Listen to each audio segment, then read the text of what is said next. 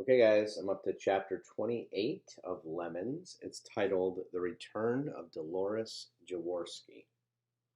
We finally made it to Friday, the very last day of our sentence. It's not as bad as I thought it would be. I've actually had fun hanging out with Charlie at the store all week. He even taught me how to ring up customers on the cash register. I have to stand on the step stool to reach it, but still, I feel very grown up doing it.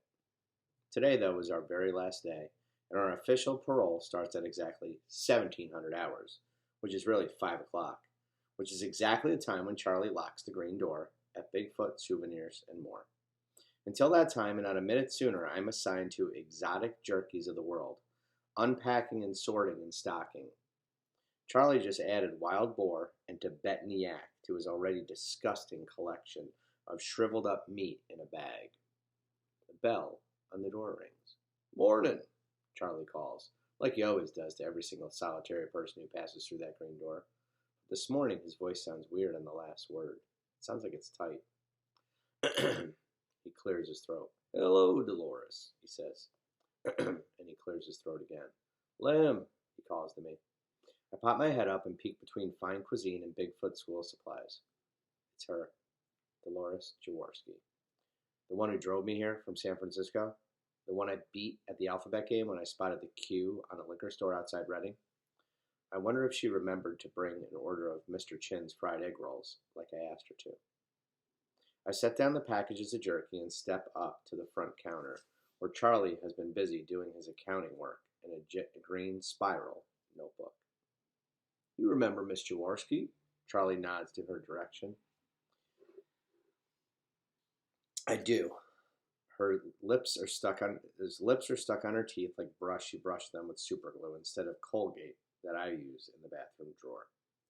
"Yes, hello," I say. "Good morning, Lemonade." She smiles warmly, holding her hand out to me. I take her hand in mine, and she shakes it softly.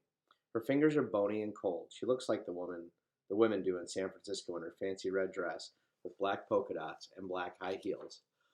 Her hair is twisted in a tight knot at the back of her neck, and she has on a crisp red lipstick that knows exactly where it's supposed to be, and it stays there. All she has in her other hand is a bunch of papers and a large envelope. She must have forgotten the egg rolls. "I came up to check on you and see how things are going here," she says.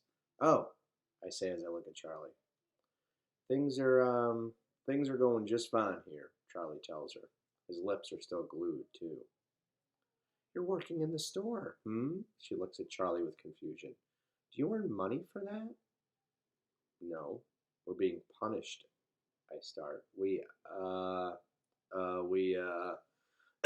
Charlie clears his throat. "We had, just a bit of a mishap, and the kids are helping out in the store as a consequence for that."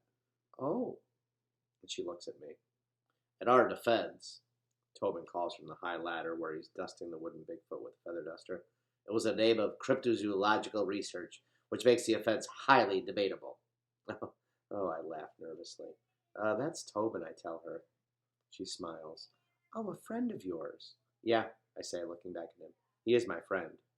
"Tobin," Charlie calls, "come on and say hello to Miss Jaworski." Tobin hops off the ladder and walks up to the counter, twirling the feather duster with one hand. "Bigfoot Detectives, Inc." Delores reads off his safari hat. It's always strapped tight under his chin. "That's right."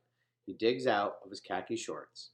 "I handle any and all of Willow Creek's Bigfoot needs. Well, me and Lemonade now." Bigfoot Detective Inc., handling all your Bigfoot needs since 1974. Tobin Sky, 555-0906. And Lemonade Liberty Wit, assistant. She examines the card. He needs that back," I tell her. "It's his only one."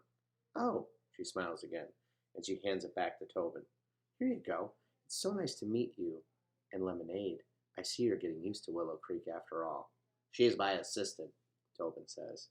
"Yes, I saw that on your card there." He slips it back into his pocket.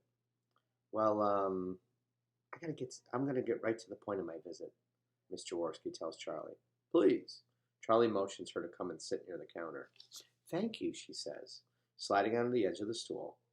This was all a sudden, very sudden arrangement, and somewhat temporary at the time that we made these plans.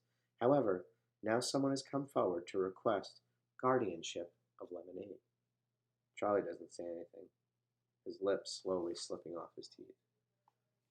What does that mean? Tobin says, looking at me. I don't, I start. Well, an option has come up, and I'm here to talk with Lemonade about that, Delores Jaworski tells Tobin. Who's making the request? Charlie asks. It's Mary Cotton, Lemonade's fourth grade teacher. She turns to me. She's completed all the paperwork, Lem. She would like you to come and live with her permanently. She did that? I ask. Yes, honey, she sure did. She's put in formal request to have a home study done to make sure she's suitable, which I'm sure she will be. So I'm here to let you know the request has been made and to talk about what our next steps might be. What if I feel in Lem's best interest to stay here with us in Willow Creek? Charlie asks.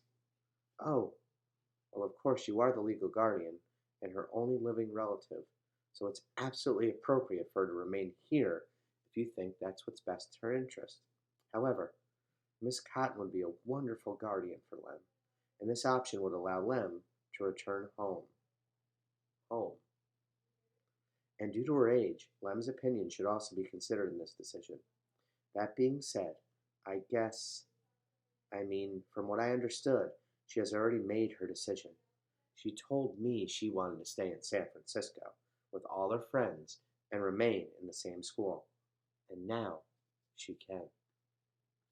Well, maybe she's changed her mind, Tobin interrupts, his voice getting louder. Delores Jaworski turns to me, leaning down so we're eye to eye. Lemonade, how are you feeling about living here in Willow Creek with your grandfather? She can't leave, Tobin exclaims before I even have a chance to open my mouth. We're too close to making Bigfoot history. She can't leave. I need her. She turns to me again. Please, tell her you're not leaving. His eyes are getting red around the edges. Tell her!